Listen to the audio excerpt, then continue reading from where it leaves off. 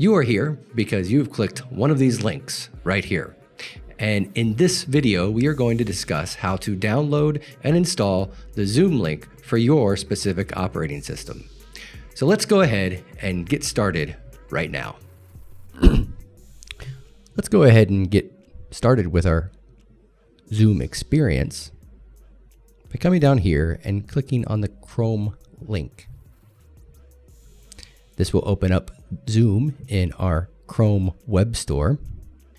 And make sure that you are logged into your Google account for school purposes. So it should say @rism.ac.th and of course your username.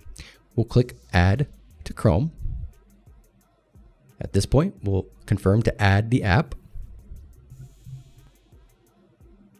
And we'll close out the successful notification. And to confirm our download, we'll click the launcher bar here. And we'll expand our apps that we can see. And we'll scroll down a page. And you can confirm that you have installed the Zoom client successfully.